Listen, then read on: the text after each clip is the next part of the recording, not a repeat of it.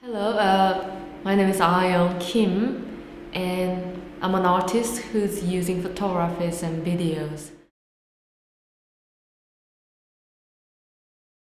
I've come from South Korea and working in London, living in London for a long time. And in developing this project, there must be a sense of dislocation, and it is the common sense most of the immigrants and foreign people might experience in a certain time.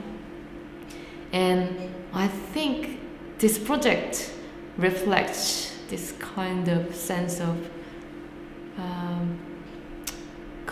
inability, as well as a totally new person in a new territory and society, and lacks the vital, energetic movement, and just looking through the newspaper and absorbing the information a little bit passively, and feeling about those negative, dark accidents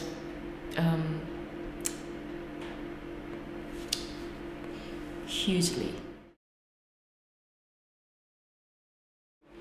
What I'm doing for the project is I'm collecting newspaper articles. Firstly, mostly are about human accident, disaster, or catastrophes, whether they are small or big, and sometimes visiting the actual scene of accident or crime and collecting the images of surfaces of that place, certain spaces and ambiences, and then cut them out and build them up as a three-dimensional photo montage.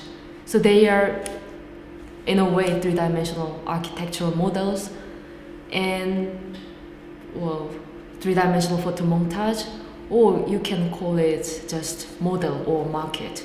Well, for example, the work which I entitled "Man Hits Bus Roof After 70 Feet Death Plunge" describes a particular suicidal jump which happened in a bank area in the middle of London in 2007.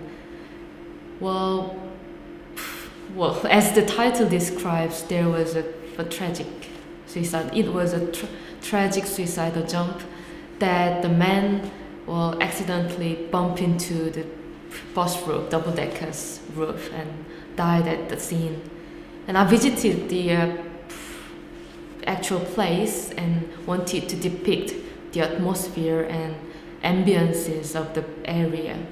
The other piece, called "British Teacher Found Buried in Bathtub of Sand," 28th of March 2007, and this is following the news headline from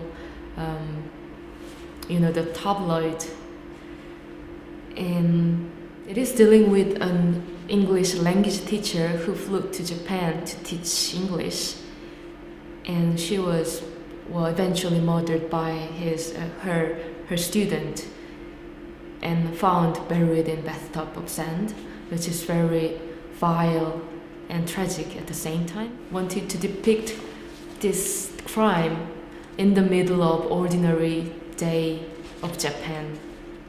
The third piece I would like to introduce to you is called "Not in the Wrong Place at the Wrong Time." As you see through the images, it is depicting a particular type of underground passages, and in fact, it is one underground passage of Stockwell Tube Station in London, where the tragic accident of Jean Charleston Menezes was held.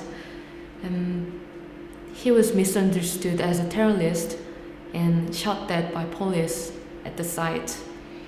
And this one is quite different from other pieces, my previous pieces, in its appearance, because I developed it into more architectural models shape rather than layers of two-dimensional images.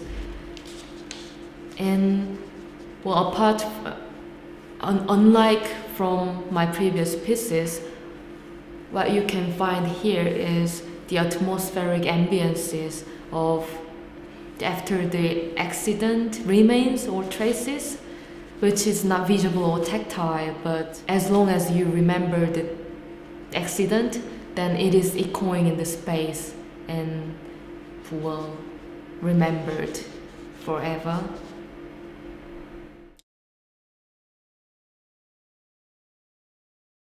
There are many problems and wrong things in the realistic world and in our everyday lives, and there will be always practical solutions and answers for that.